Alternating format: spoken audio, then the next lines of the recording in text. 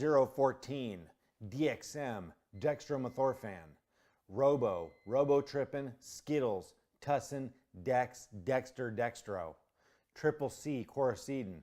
This is some dangerous stuff. DXM is an ingredient found in many OTC cough medicines. Taken at high enough doses, it is a powerful dissociative hallucinogen. C refers to the product Coricidin cough and cold medicine, which contains DXM. Dozens of OTC meds contain DXM. However, C is one of the most common and popular ones used. C also contains an antihistamine that makes it even more dangerous. I have never used this drug and would not. It is popular among the very young, usually middle schoolers, who are beginning to take an interest in drugs at an early age and do not have access to alcohol or pot yet. It is an OTC medicine, so anyone can buy it, though in some communities and in some stores, it is prohibited to sell to minors because of the known amount of abuse. Most suburbanite kids will usually steal it from their local Walmart or CVS. It's actually an antitussive, a cough suppressant. For our purposes, it can be considered a depressant and a dissociative hallucinogen. Its comparisons to PCP seem pretty spot on. This stuff makes people crazy. This is one ugly and inelegant molecule. It's disjointed and asymmetrical. It works somewhat on the serotonin levels, which could explain the high from its use, but primarily it works on the sigma-1 receptor. To avoid too much science, let's just note that this receptor is pretty much involved with schizophrenia, cocaine abuse, and severe clinical depression.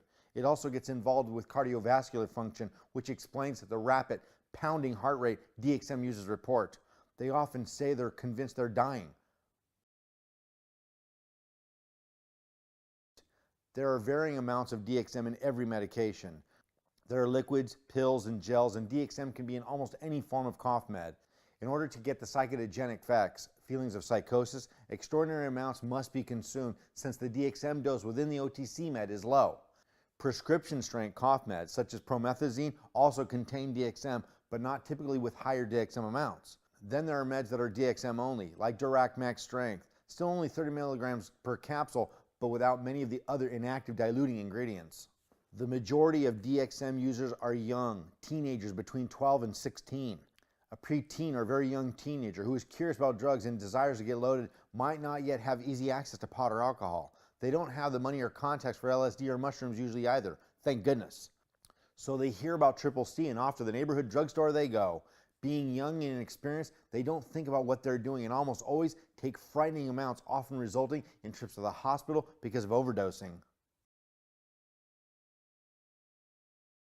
The threshold for effects is anywhere between 1 and 100 milligrams. Weight, height, and constitution play a big role in dosage effects. 200 to 400 milligrams, a light effect. 300 to 600 milligrams, strong. 600 to 1500, heavy. 25,000 milligrams and up, risk of death. A package of C is typically 20 gels at 30 milligrams each of DXM. This means 600 milligrams is in each package. Most kids are gobbling the whole package, maybe 2 at once. C is the most commonly abused OTC for DXM. Here's the problem. The amount of OTC drugs needed to achieve even the threshold dosage for the DXM high contains high and toxic levels of other ingredients like chlorpheniramine maleate, which cause a whole host of other side effects that are dangerous and can be lethal too. The list of dangerous effects and the corresponding active ingredients contained within these OTC meds are too many to list. Bottom line, this crap is dangerous. In low doses, it can be similar to alcohol intoxication. A mild euphoria, happy, drunk quality to thoughts, feelings of empathy toward others, lowered inhibitions, and feeling lethargic and relaxed. Robotrippin is extreme though. At higher doses, it begins to become psychotogenic. The person becomes virtually psychotic, hallucinating, dissociation of the mind and body, sweating and racing heart and breathing. Young people are often unprepared for anything this extreme and basically freak out acting like animals, aggressive, scared, and confused. A parent sees this and also freaks out, and next thing you know, 911 is called, and rightly so. Vomiting, muscle spasms, intestinal issues, diarrhea, itchiness, fever, and dizziness are all pretty well assured in the Robotrippin experience. It's violent, ugly, and extreme. Nothing There's no value here, as DXM cannot teach or reveal anything through its experience. It is usually a harrowing nightmare. Very few people robotrip once they are old enough to gain access to true psychedelics. There are a few adults out there who look to it for a weird high, but not very many. Overall evaluation, stay away from it. It's only marginally better for you than huffing gasoline. Most people will grow out of it and move on to something else. If you have someone habitually involved with DXM, they need help. Intervene in the strongest way possible. Take money and any other resources he or she can use to acquire it.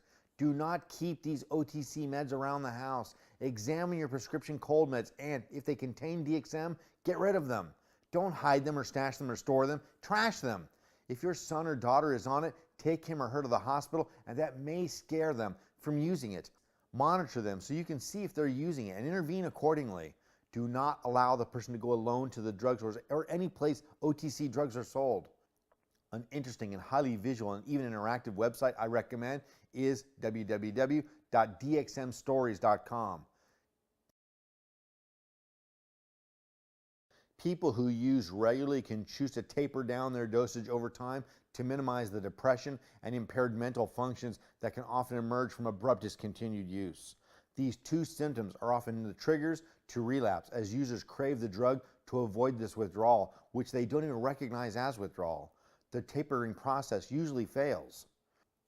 Establish a minimal maintenance dose, typically between 30 to 60 milligrams 3 times daily, enough to stave off deep dissociative depression, but not enough to get high. Begin with 30 milligrams and adjust up if needed, but no more than 60 milligrams. Cut dose in half every 10 days. Once 45 milligrams total dose is achieved, begin skipping days. Skip once per week. The following week, skip twice, and so on until total absence is achieved. The recommended method is cold turkey. It's hard, but it's best, and total abrupt absence from DXM cannot injure you. See a psychiatrist and a counselor. Do not take DXM if you are prescribed it and are taking SSRIs. They are contraindicated, i.e. a toxic combination. Be active. Staying busy, taking walks, being in nature, exercising, etc. can aid in the recovery process in all of the methods. Do not take this part lightly. Get moving and get some sunlight.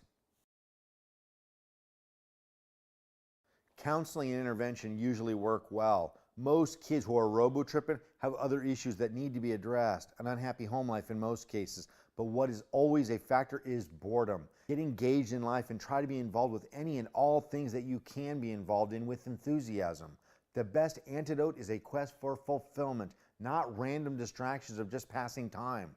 As for adults, well, they really need to grow up and stop using this drug. Counseling along with intervention to force absence is needed. Be sure to seek out a professional with real understanding of dissociatives, PCP, ketamine, etc. They are hard to find as few professionals have worked with these. This text can be a surrogate. It can take weeks to recover from a few single uses, longer if the trips were traumatizing. It can take months to recover from the dissociative depression that comes with long-term habitual DXM use. Buckle up, settle in, and try hard to endure the urgent need for feeling better by acknowledging that each moment you spend away from and off of DXM is progress.